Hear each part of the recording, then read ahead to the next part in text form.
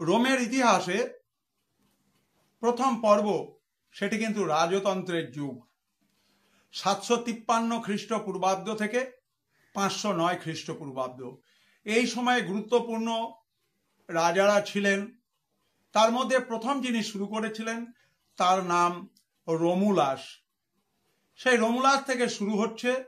তারপরে এসেছিলেন পম্পাস, তারপরে সে তুল্লাই, তারপরে হচ্ছে মার্কুইজ, তারপরে হচ্ছে টারকুইন প্রিসকাস, তারপরে এসছেন সার্ভিয়াস টিউলিয়াস, তারপরে এসছেন লুসিয়াস টারকুইনাস। এই 7 জন গুরুত্বপূর্ণ রাজতান্ত্রিক রাজার অধীনে রোম কিন্তু গোটা পৃথিবীতে তার দাপট দেখাতে পেরেছিল। নামগুলো আবার বলছি: রোমুলাস প্রথম রাজা, নুমা পম্পিলাস, তুল্লাস হস্টিলাস, অ্যাঙ্কাস মার্কুইজ, টারকুইন প্রিসকাস, সার্ভিয়াস টিউলিয়াস এবং লুসিয়াস টারকুইনাস।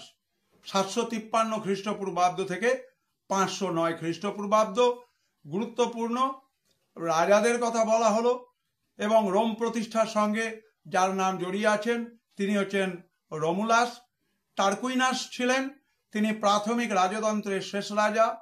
রোমের পৌরাণিক কাহিনীতে রোমুলাস থেকে শুরু করে পরপর 7 জন রাজা রোমে রাজত্ব করেছিলেন, তাদের তালিকা পাওয়া যায়। তোমাদের সামনে তুলে ধরা হলো in the light off history, ইতিহাসের আলো ইউটিউব চ্যানেলে।